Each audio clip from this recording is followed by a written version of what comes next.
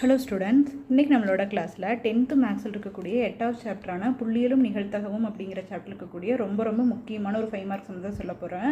இது பார்த்திங்கன்னா ரொம்ப ஈஸியான சம்மு, அடிக்கடி கேட்குற சம்மு. இது வந்து புக்கில் எடுத்துக்காட்டு 8.19 இருக்கும். இது பாருங்களேன், செப்டம்பர் 2021, ஜூலை 2024, ஜூலை 2025ன்னு 3 டைம் பப்ளிக் எக்ஸாமில் கேட்டிருக்காங்க. சரிங்களா? சம் என்னென்னு பாருங்களேன். 2 பகடைகளை உருட்டுறாங்க. உருட்டும் போது நிறைய முக மதிப்புகள் கிடைக்கும் இல்லையா? அந்த முக மதிப்புகளோட கூடுதல் வந்து என்னவாலாம் இருக்கணும்னா, ஒன்று 4க்கு சமமாக இருக்கிறதுக்கான நிகழ்த்தகவு கண்டுபிடிக்கணும், அப்புறம் 10ஐ விட பெரிதாக இருக்கிறதுக்கான நிகழ்த்தகவு கண்டுபிடிக்கணும், அப்புறம் 13ஐ விட குறைவாக இருக்கிறதுக்கான நிகழ்த்தகவு கண்டுபிடிக்கணும். ஸோ ஒரு இது கொடுத்துட்டு 3 கொஷின் கேட்டிருக்காங்க. ஸோ 2 பகடைகள் சம் அப்படின்னாலே இந்த மாதிரி இது வந்து நிகழ்த்தகவு சம் இல்லையா? நிகழ்த்தகவு சம் எல்லாத்துலேயுமே பகடை சம் வரலாம், அல்லது நாணயம் சம் வரலாம், இல்லைனா பந்து கணக்கு வரலாம். இது எல்லாத்துலேயுமே கூறுவெளி N(S) எழுதணும். அதுதான் வந்து ஃபஸ்ட்டு ஸ்டெப்பு. கூறுவெளி தான் எஸ்ன்னு சொல்லுவோம், சாம்பிள் ஸ்பேஸ்னு. அதனுடைய நம்பர் ஆஃப் டேர்ம்ஸ் தான் N(S)ன்னு சொல்லுவோம். ஸோ 2 பகடைகளை உருட்டும் போது கூறுவெளி என்னன்னு ஃபஸ்ட்டு எழுதணும். 2 பகடைகள் உருட்டப்படும் போது கூறுவெளி S = போட்டு இந்த மாதிரி 1,1லேருந்து 6,6 வரையில் எழுதிட்டு இதனுடைய டோட்டல் நம்பர் ஆஃப் டேர்ம்ஸ் எவ்வளோ இருக்குன்னா 36 இருக்கும். So N(S) = 36ன்னு எழுதிடணும். சம்மில் இந்த ஸ்டெப் எழுதினீங்கனாலே உங்களுக்கு 1 மார்க் கிடைக்கும். அதுக்கப்புறம் இப்போ நம்ம ஃபஸ்ட்டு கொஷினுக்கு போக போகிறோம். ஃபஸ்ட்டு கொஷின் என்னன்னு கேட்டிருக்காங்கன்னு பார்த்தீங்கன்னா, கிடைக்கப்பெறும் முக மதிப்புகளோட கூடுதல் 4க்கு சமமாக இருக்கணும்னு சொல்கிறாங்க.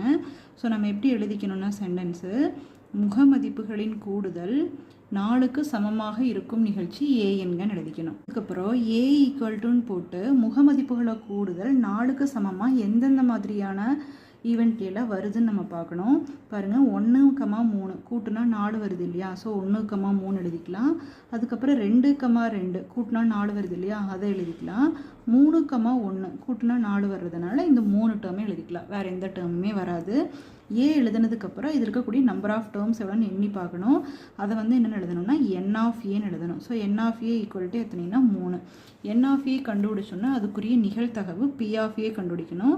P(A)க்கு என்ன ஃபார்முலான்னா N(A)/N(S). ஸோ ஏவோட மதிப்பு 3, N(A)யோட மதிப்பு 3, N(S)ஓட மதிப்பு 36. 2ஐ கேன்சல் பண்ணிங்கன்னா 1/12. இதுதான் ஃபஸ்ட்டு கொஷினுக்குரிய ஆன்சர். அதே மாதிரி செகண்ட் கொஷின் போட போகிறோம். செகண்ட் கொஷின் என்ன கொடுத்துருக்காங்கன்னா, முக மதிப்புகளோட கூடுதல் 10ஐ விட பெரிதாக இருக்கணும்னு சொல்கிறாங்க. அதுக்குரிய நிகழ்ச்சியை B என்கன்னு எழுதிக்கலாம். B என்கன்னு எழுதிட்டு இப்போ B = போட்டு கூட்டுனா 10ஐ விட பெருசாக இருக்கணும். ஸோ எதையெல்லாம் கூட்டுனா 10ஐ விட பெருசாக இருக்குது? 5ஐ 6ஐயும் கூட்டினா 10ஐ விட பெருசாக இருக்குது. 6ஐயும் 5ஐயும் கூட்டினீங்கன்னா 10ஐ விட பெருசாக இருக்குது. 6ஐ 6ஐயும் கூட்டினீங்கன்னா 10ஐ விட பெருசாக இருக்குது. ஸோ இந்த 3 தான் கூட்டினா 10ஐ விட பெருசாக வருது. ஸோ இதை மட்டும் எழுதிக்கலாம். அடுத்தது N(B). B கூட 3 டேர்ம்ஸ் இருக்கிறதுனால N(B)யோட மதிப்பு 3. அதுக்கப்புறம் P(B) கண்டுபிடிக்கிறோம். ஸோ P(B)க்கு என்ன ஃபார்முலா? N(B/N(S).